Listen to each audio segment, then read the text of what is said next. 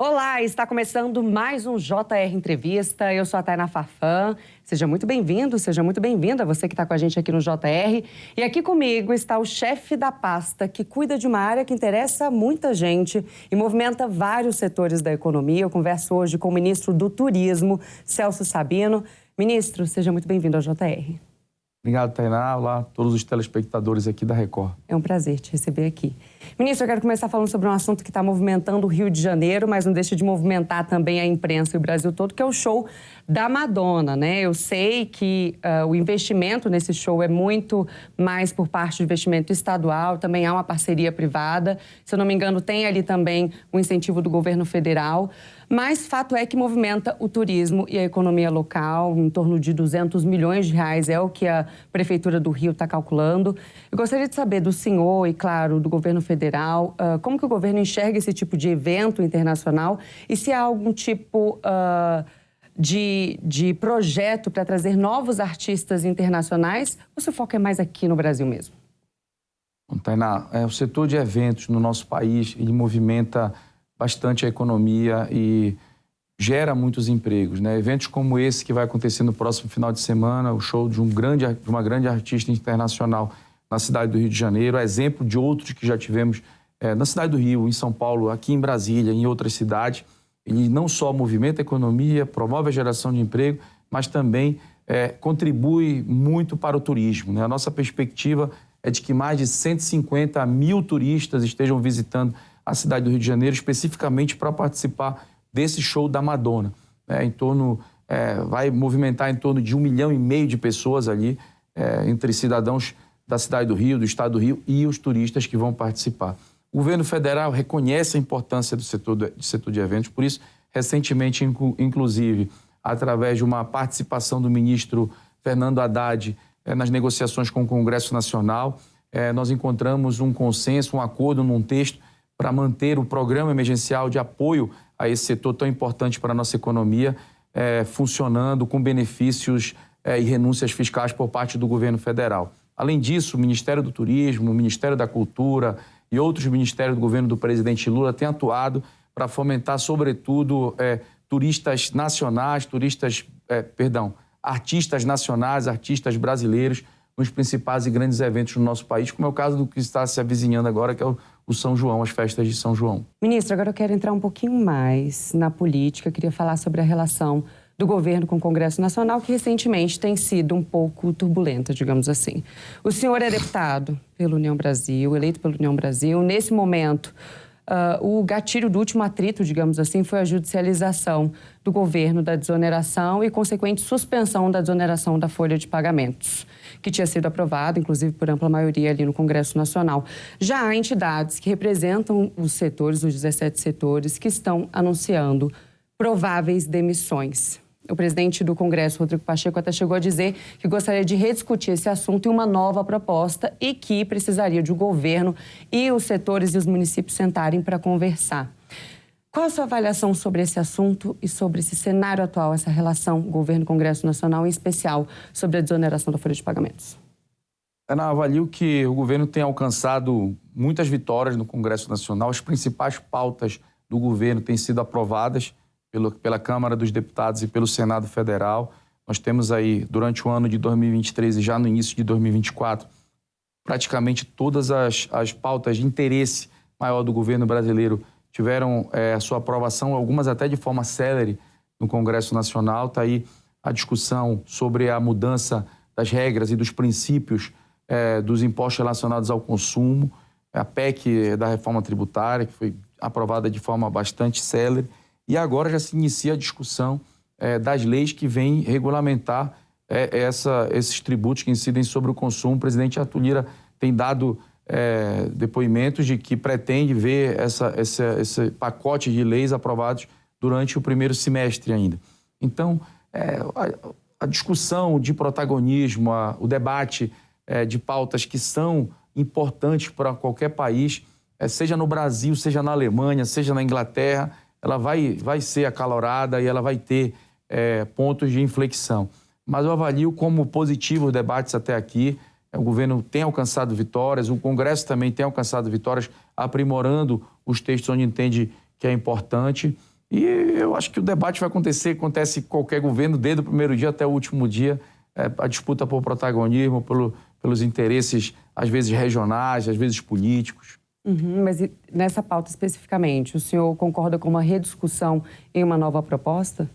Bom, em relação à desoneração da folha de pagamentos, eu particularmente, pessoalmente, defendo que a discussão deve ser bem mais ampla, né?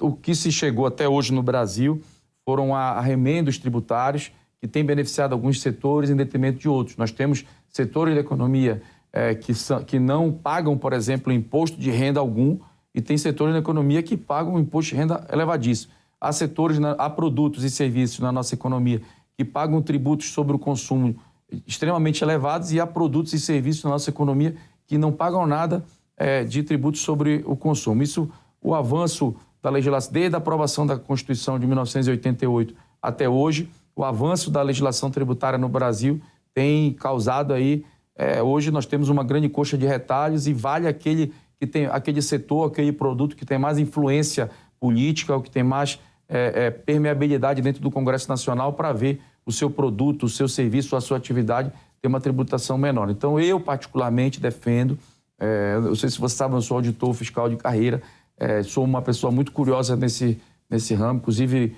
tenho doutorado nessa área de administração tributária, e eu particularmente defendo uma discussão bem mais ampla do que desonerar um produto, desonerar um setor. Ministro, pela reação em cadeia, digamos assim, e não sei se eu vou te apertar sem te abraçar, alguma previsão de impacto em valores ou no desemprego no setor do turismo por conta da suspensão da desoneração da folha, se isso for mantido nesse cenário? Bom, eu vejo que o turismo no Brasil tem respondido bastante ao fim da pandemia, de forma muito positiva. Desde o fim do ano de 2022 até hoje, com o fim da pandemia, todas as pessoas vacinadas, revacinadas, nós podemos observar que o número de estrangeiros que estão visitando o nosso país já atingiram os marcos pré-pandemia, os números de brasileiros viajando dentro do Brasil já ultrapassaram os marcos pré-pandemia. Nós temos uma expectativa para que esse ano de 2024 o número de estrangeiros bata o recorde histórico, a marca de 2014, quando nós tivemos no Brasil a Copa do Mundo, e o número de brasileiros viajando dentro do Brasil também ultrapassem a marca histórica. E a contribuição desse setor tão importante, que é o setor do turismo, que hoje está em cerca de 8% do PIB brasileiro, é gerado pelo setor do turismo. Nós temos a perspectiva de que já esse ano ele se aproxime da marca dos 2 dígitos, e a nossa perspectiva para os próximos 3 anos é que ele ultrapasse a marca de 2 dígitos, assim como também o número de estrangeiros visitando o nosso país. A resposta no setor do turismo como um todo vem sendo um resultado de um esforço muito grande do governo federal, de várias pastas, não só a pasta do turismo, mas a pasta da cultura, a pasta do portos e aeroportos, porque o turismo ele é transversal, né? Falar de turismo é falar de segurança pública, é falar de saúde pública, é falar de infraestrutura, de estrada, de portos. O anúncio do novo PAC, do PAC 3, ele pretende investir mais de 1 trilhão e 600 bilhões de reais, 1 trilhão e 700 bilhões de reais, e a maior parte desses recursos em obras de infraestrutura, de estradas, de portos, de aeroportos, que vão beneficiar diretamente o turismo. Então, hoje o nosso país já tem uma infraestrutura bastante confortável a oferecer aos turistas nacionais e aos turistas estrangeiros, como, por exemplo, os aeroportos de Recife, o aeroporto de Fortaleza, o aeroporto de Florianópolis, que eu reputo é um dos aeroportos mais bonitos do mundo inteiro, o aeroporto de Florianópolis. Quem ainda não conhece, precisa ter a oportunidade de conhecer o aeroporto de Florianópolis. Enfim, nós temos uma bela infraestrutura comparada até com países tidos como países de primeiro mundo. O fato é, os aeroportos no mundo todo estão sobrecarregados, estão lotados, com grandes filas na imigração, no controle de segurança. E aqui no Brasil nós temos infraestrutura condizente, comparável à estrutura de países de primeiro mundo. Então, nós temos também os avanços no número de novas conexões aéreas. O governo brasileiro tem feito um esforço muito grande para atrair mais companhias aéreas e voos internacionais para o Brasil. Nós já temos voos diários de várias cidades do Brasil a grandes hubs globais. Pega no gancho até desse comentário agora, né? O senhor fez uma viagem justamente para fortalecer o relacionamento com outros países no turismo, né? Especificamente os países do Caribe e das Américas. Tem novidades dessa última viagem, inclusive no que diz respeito a passagens aéreas? O Brasil e os países da América do Sul e do Caribe conseguiram sensibilizar a Organização das Nações Unidas sobre a importância de investir em qualificação, em promoção, de vendamento de novos destinos, enfim, em promoção turística para essa região. E a ONU reconheceu que, comparado com, por exemplo, a América do Norte, a Europa, a Ásia, essa região do planeta ainda está sendo muito pouco visitada. A partir desse reconhecimento da Organização das Nações Unidas, nós alcançamos ao ponto de termos um escritório regional da ONU para o turismo, para cuidar das Américas e do Caribe.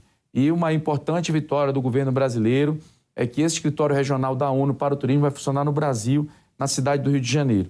Nós estivemos agora em Cuba, na cidade de Varadeiro, participando da Comissão das Américas da Organização das Nações Unidas para o Turismo. Ali discutimos não só a conexão aérea, claro, mas também sobre sustentabilidade, sobre promoção turística.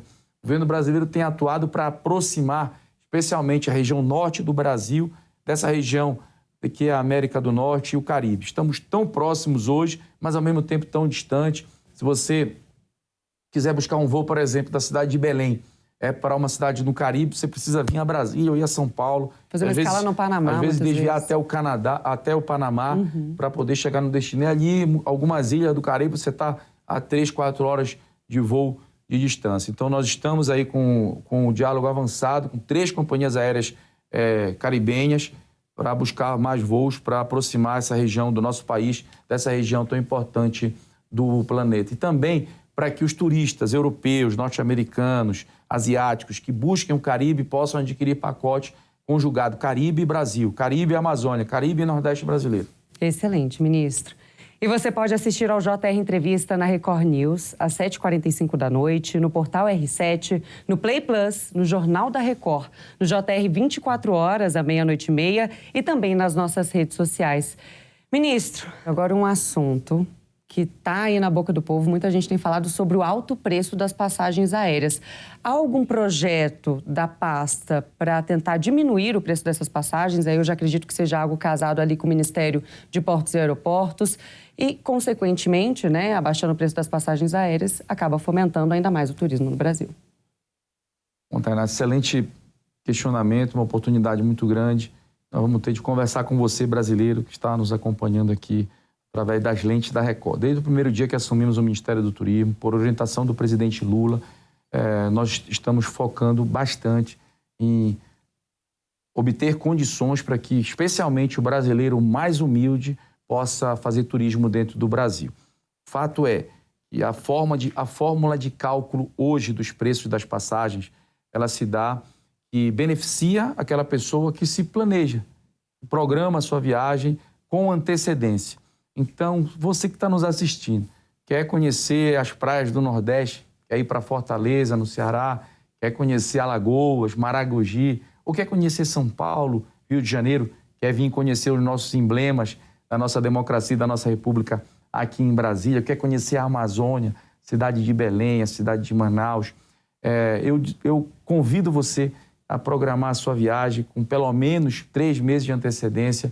Faça um teste agora. Você que está assistindo aqui o JR Entrevista, Jornal da Record, vá num aplicativo de pesquisa de preço de passagens ou de compra de preço de passagem aérea. Pesquise o preço se você comprar uma passagem para a próxima semana e pesquise um preço para você comprar uma passagem para daqui a 3, 4, 5 meses. E você vai ver que há, sim, preços bastante convidativos para você e a sua família conhecerem o Brasil. O fato Tainá, é que a fórmula de cálculo hoje das companhias aéreas, ela faz com que quem compra a passagem em cima da hora para viajar amanhã, para viajar daqui a 2 dias ou para viajar na semana que vem, acaba pagando um preço mais caro, contribuindo para financiar, inclusive, aquela passagem de quem consegue comprar com antecedência. Então, você encontra, sim, passagens por R$300, R$200, em fins de semana promocionais das companhias, até por um valor mais baixo do que esse, e o que diferencia é o planejamento e a aquisição do bilhete com antecedência. Inclusive, dados da ANAC nos mostram que mais de 50% dos assentos nos aviões são vendidos por menos de R$500.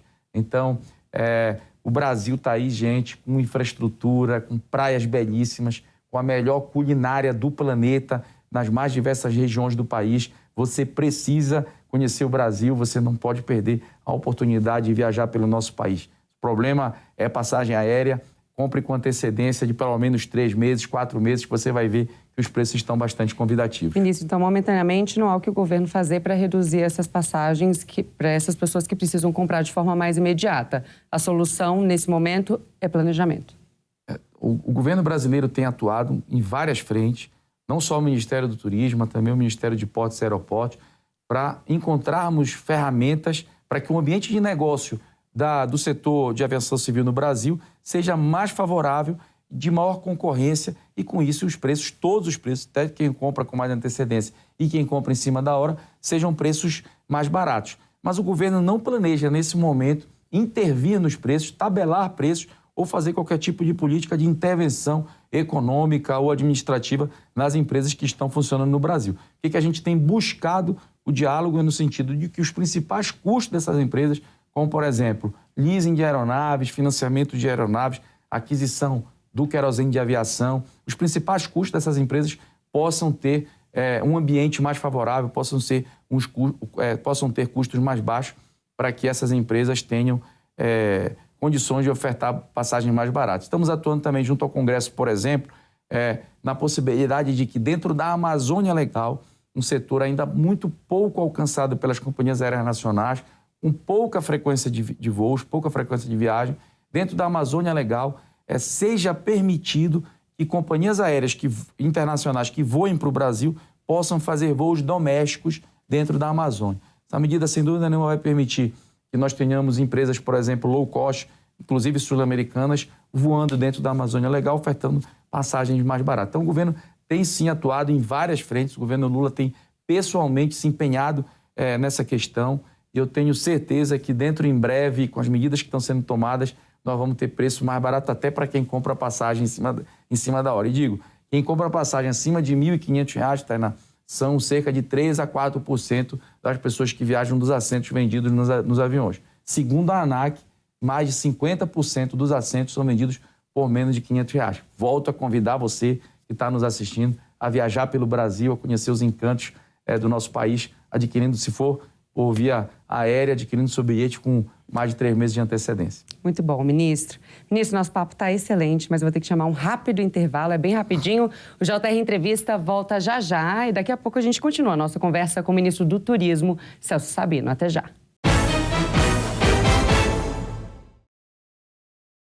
Estamos de volta com o JR Entrevista. Aqui com a gente está o ministro Celso Sabino, que comanda, claro, a pasta do turismo. Ministro, quero voltar falando um pouquinho mais de política e um pouco da performance do governo. Pesquisas recentes mostraram queda da popularidade do governo e aumento da rejeição. Lula chegou a reunir os ministros para tratar justamente sobre esse assunto, deu alguns recados. Eu gostaria de saber do senhor o que tem sido feito pelos ministros, né, para trabalhar pelo aumento da popularidade. E se algo foi identificado, qual seria o problema? Comunicação, porque o trabalho está sendo feito. Queria que o senhor trouxesse um pouco da sua perspectiva. Tainá, a prioridade do governo é comida na mesa, resposta da economia, redução dos juros, aumento da taxa de emprego. Essa questão da popularidade é o que tem menos ocupado as reuniões ministeriais e, sem dúvida nenhuma, o presidente da República. Pelo menos nas conversas que nós temos, a preocupação é aumentar o turismo, melhorar os indicadores de gastos de estrangeiros, de brasileiros no setor do turismo dentro do nosso país, melhorar o número de brasileiros viajando dentro do país, de estrangeiro. E nas outras pastas das reuniões que eu tenho a oportunidade de participar, são também nessa direção. Em relação à pesquisa de opinião sobre a popularidade do governo, a popularidade do presidente da República, eu particularmente avalio que está bem melhor do que era, por exemplo, antes das eleições. Nós temos pesquisas aí que foram divulgadas da avaliação do presidente da República em alguns estados da federação que apontam um indicador de ótimo e bom maior do que o número de votos que o presidente teve naqueles estados. Então, por exemplo, pesquisas foram divulgadas em relação a São Paulo, Paraná, estado de Goiás. Se você pegar o número de votos que o presidente teve nesses estados, a avaliação do presidente hoje em ótimo e bom é bem maior do que o número de votos que o presidente teve naquele estado. Mas volto a dizer, a nossa preocupação, especialmente em relação à pasta do turismo, é fazer com que o brasileiro viaje pelo Brasil, experimente da nossa culinária regional nos mais diversos estados, conheça as nossas belas praias, incomparáveis praias, como Alter do Chão, em Santarém, como Maragogi, em Alagoas, como tantas outras, as chapadas, as cachoeiras. Essa é a nossa prioridade. Ministro, como você mesmo trouxe, né, o senhor tem trabalhado para atrair ainda mais investimentos para o turismo do Brasil. Inclusive, esteve recentemente na sede da ONU, em Nova York, para discutir turismo sustentável e COP30. O que há de novidade em torno desse assunto? O que o senhor ouviu lá e pode trazer aqui para a gente, para o público? Pela primeira vez, inclusive, segundo relatos do secretário-geral Guterres, o ministro do Turismo de qualquer país do mundo foi recebido pelo secretário-geral da ONU, motivo de muito orgulho para o nosso país, particularmente para mim. Isso reflete um pouco da forma como o nosso país tem sido reconhecido e visto hoje na comunidade internacional. Desde que o nosso presidente Lula tomou posse, o Brasil passou a ser visto com mais credibilidade, o nosso país passou a demonstrar estabilidade econômica e agora também estabilidade política. O Brasil tem sido procurado, inclusive, para mediar conflitos bélicos ao redor do mundo. Isso mostra realmente o avanço das nossas relações internacionais, sobretudo na imagem do nosso país. Mas lá na ONU, tratando sobre sustentabilidade e turismo, nos meses que antecedem a realização da COP da Floresta, da COP do Brasil, da COP de Belém, que vai ser em 2025, em novembro de 2025, nós do turismo global, do turismo mundial, não temos a menor dúvida e nenhum receio em dizer que a melhor forma de proteger a floresta, de garantir os mananciais de água, a preservação da natureza e combater as mudanças climáticas é através da garantia de desenvolvimento para as pessoas que vivem na floresta, das pessoas que vivem às margens do rio. O cidadão que vive, por exemplo, no pulmão do mundo, que é a floresta amazônica, ele precisa ter a certeza de que o seu filho terá as mesmas condições de desenvolvimento social e econômico do que o filho, o cidadão que mora na Avenida Paulista, por exemplo, ou no Jardins, em São Paulo. E a melhor forma de garantir desenvolvimento social e econômico para os povos que vivem, e ali nós temos mais de 30 milhões de brasileiros que vivem na região da Amazônia Legal, é através da exploração do turismo sustentável. É fazer com que o mundo, hoje, que fala sobre preservação do meio ambiente, sobre combater as mudanças climáticas, também viva essa experiência, também navegue pela Amazônia, também conheça a floresta. E nós podemos fazer isso de forma sustentável e gerando emprego e produzindo renda para essa população. Ministro, infelizmente, nosso bate-papo está chegando aqui na reta final. Para a gente encerrar, eu gostaria que o senhor fizesse um balanço muito rápido da sua gestão até agora e quais projetos o senhor está mirando, está trabalhando aí, especialmente para esse ano ainda de 2024 e também para o ano que vem. Bom, obrigado, Tainá, primeiro a todo o Grupo Record pela oportunidade de estar falando um pouco sobre o turismo no Brasil. Desde que assumimos a pasta, nós estamos empenhados em melhorar os indicadores que tínhamos no período pré-pandemia. O período pandemia não tem como se comparar. Realmente o mundo todo parou, mas com os períodos pré-pandemia já estamos entregando números bastante mais favoráveis. E agora, para os próximos meses, nós pretendemos fazer, por exemplo, agora esse mês de maio, 17, 18 e 19, nós vamos fazer um grande feirão nacional do turismo. Vai funcionar online e vai funcionar nas principais capitais do Brasil, onde todos os brasileiros terão preço de passagem aéreas, hospedagens, pacotes turísticos a preços promocionados. Uma grande parceria do governo brasileiro com praticamente todas as operadoras e as maiores operadoras de turismo no Brasil, agências de viagens e companhias aéreas e hotéis, vai permitir que nesse final de semana você que está planejando viajar possa adquirir a sua passagem, o seu pacote turístico para você conhecer o Brasil junto com a sua família. Então, grave essa data, 17, 18 e 19 de maio, em todo o país, nas principais capitais e também online. Nós fizemos a retomada do Salão Nacional do Turismo, que estava há 12 anos parado, fizemos no final do ano passado, em dezembro, aqui em Brasília. E esse ano de 2024, nós vamos fazer na cidade do Rio de Janeiro. É um grande evento, onde nós esperamos mais de 120 mil pessoas participando do Salão Nacional do Turismo na cidade do Rio de Janeiro.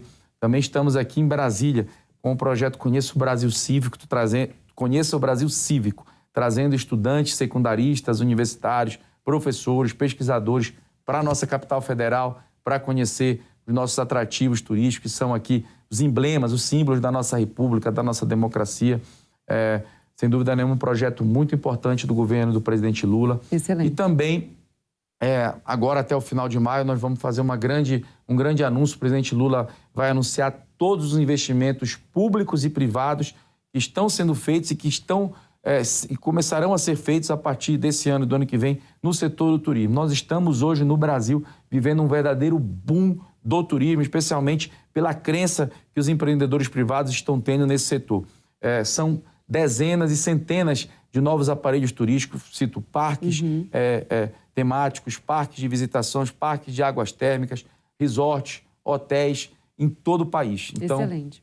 Além de muitos novos voos que estão surgindo, companhias aéreas que não voavam antes para o Brasil estão passando a voar para o Brasil, as que já voavam ampliaram o número de frequências semanais. Então, sem dúvida nenhuma, estamos vivendo um grande boom no turismo e vai trazer benefícios para toda a população, com geração de emprego, incremento na renda e aumento do nosso PIB. Com certeza. Ministro, muito obrigada pela sua participação, por ter vindo aqui ao JR. O JR Entrevista vai ficando por aqui. Lembrando que você pode assistir ao programa na Record News, às 7h45 da noite, no Portal R7, no Play Plus, no Jornal da Record, no JR 24 horas e também nas nossas redes sociais. Ministro Celso Sabino, muito obrigada pela sua presença.